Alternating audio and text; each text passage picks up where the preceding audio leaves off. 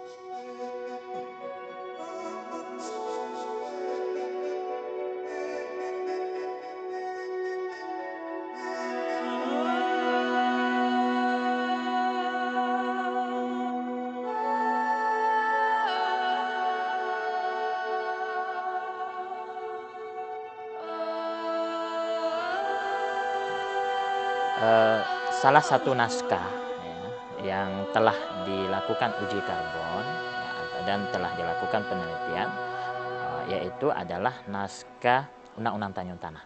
Di mana naskah Undang-Undang Tanjung Tanah ini 2 halaman itu terdapat aksara yang menyerupai dengan aksara Incung. Akan tetapi tidak hampir persis sama dengan aksara Incung yang kebanyakan kita temukan pada naskah hari ini. Di mana pada naskah Undang-Undang Tanjung Tanah tersebut yang berasal dari abad ke-14 Masehi terdapat kemiripan ya, antara aksara Incung dengan aksara yang berada di 2 halaman terakhir dari naskah Undang-Undang Tanjung Tanah. Kita memiliki ada 6 aksara Incung kebetulan yang ada di Museum Sigince. Nah, kesemuanya itu kita khusus taruh di namanya ruang hasanah di Museum Sigince ini ya. Karena kenapa? Karena memang hasanah di ruang hasanah inilah benda-benda yang benar-benar menjadi masterpiece kita taruh gitu. Termasuklah naskah Incung. Ketika kita berbicara tentang aksara Incung, ya, maka kita akan berbicara tentang tradisi penulisan aksara Incung. Di mana tradisi penulisan aksara Incung itu, ya salah satu hasilnya adalah manuskrip atau naskah kuno ya. Di Kerinci, ya, penggunaan aksara Incung itu menggunakan media-media khusus. Dalam artian dia tidak, misalnya kalau dalam tradisi tulis menulis ya pada umumnya kita mengenal nama kertas ya, kertas misalnya.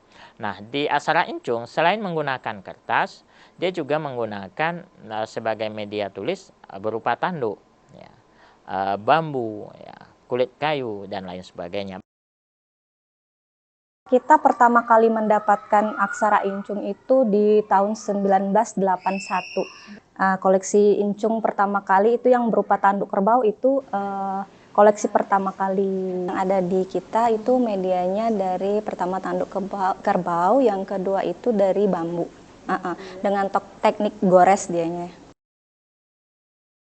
Jadi beberapa koleksi ini kita dapatkan secara bertahap ya. Yang paling pertama itu tanduk kerbau itu yang seperti saya bilang tadi itu dapatnya tahun 1981. Kemudian ada yang di bambu ini itu tahun 84 sama 86 sampai terakhir itu yang ada yang bambu seperti gelas itu kita dapat tahun 1991.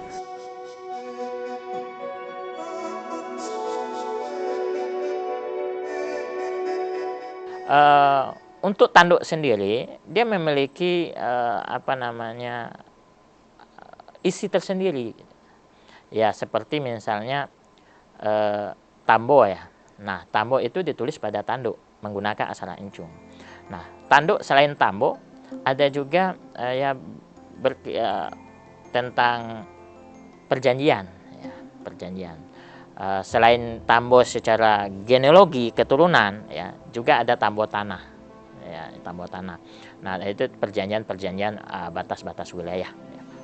Selain itu ada juga menggunakan bambu ya, bambu. Nah, naskah yang beraksara Encung dengan media berupa bambu itu umumnya berisi ratap tangis ya, atau karang mindu ya.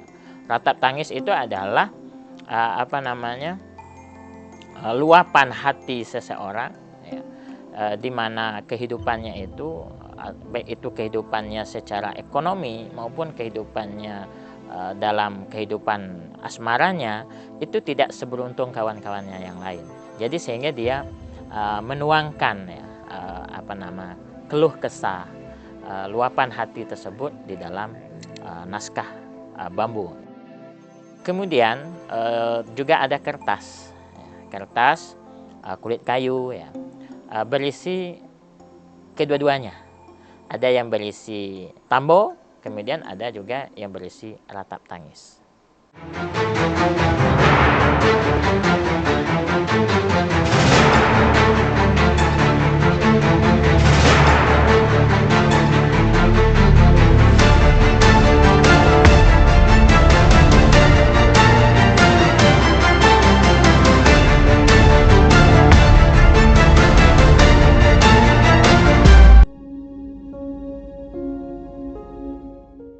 Rumah ini adalah warisan dari nenek moyang kami. Kami yang menjaga, merawat, karena di sini ada harta pusaka yang di atas tadi. Pusakanya harus Bersihkan, ya cuci. Kalau bahasa arkeologinya dikonservasi gitu. Iya, habis bersih badan deh.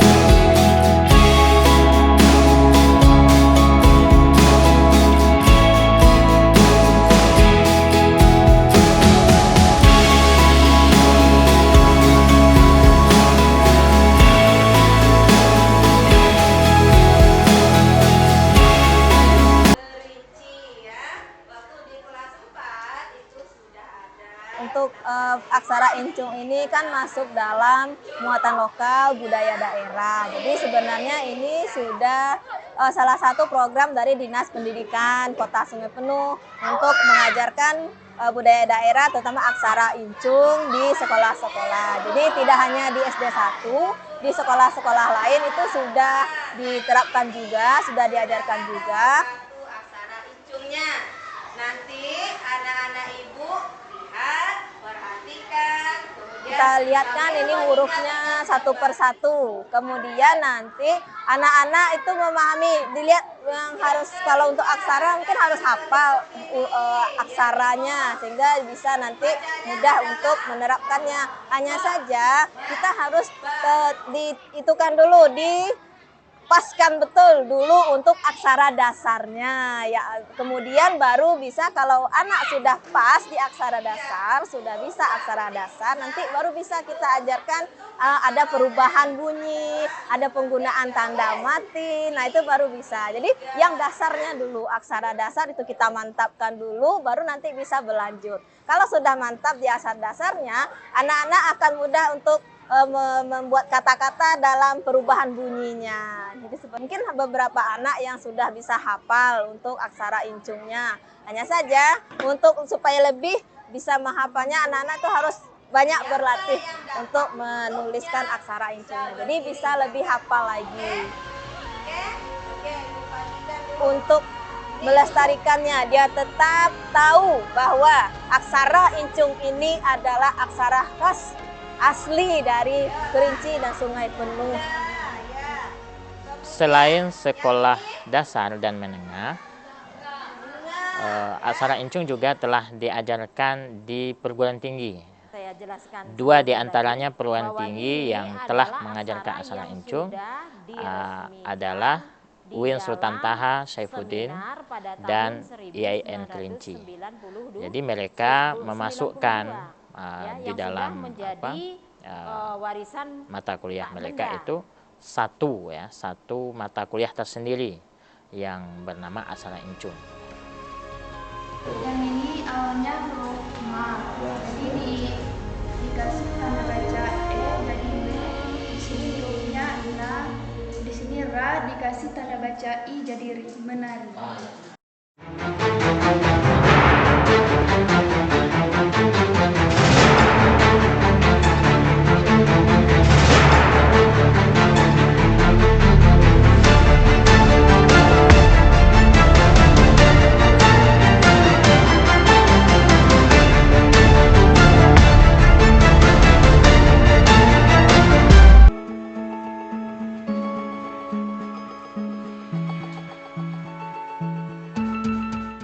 Nah, untuk pelestarian itu terus dilakukan ya, baik oleh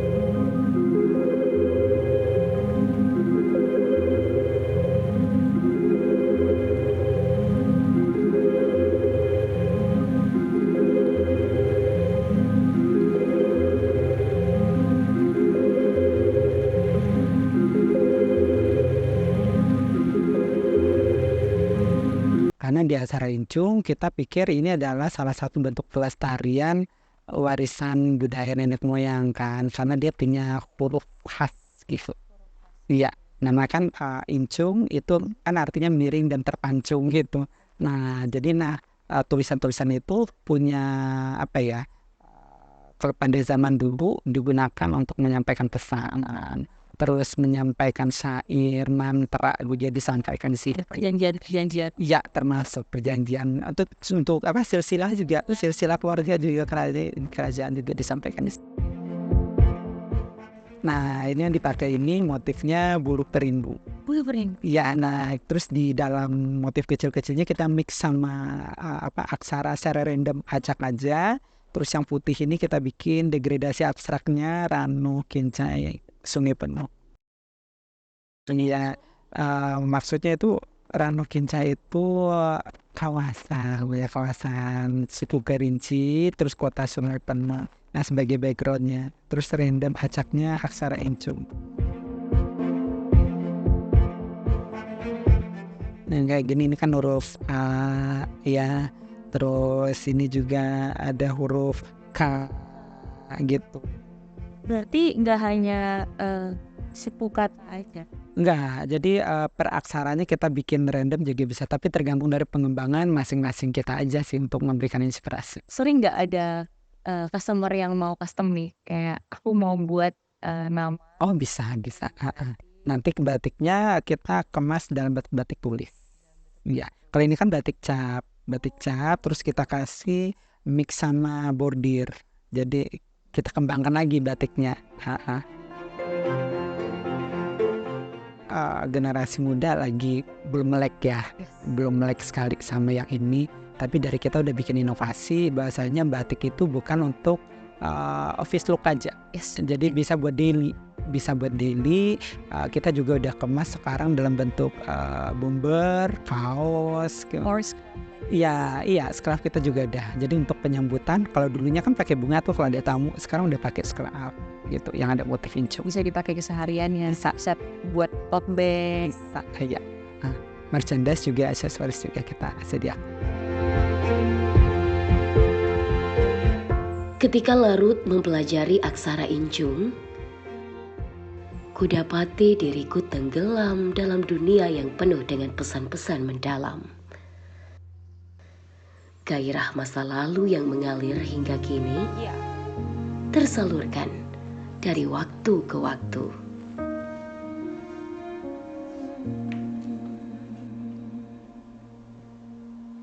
Ini surat Satya di dalam dusun yang 10.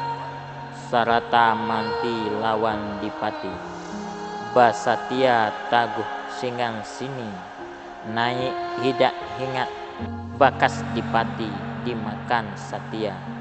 Manti kalau ada orang sumbang dalam dusun yang 10, hidak dihatur, bakas dipati barampat, dimakan Satya.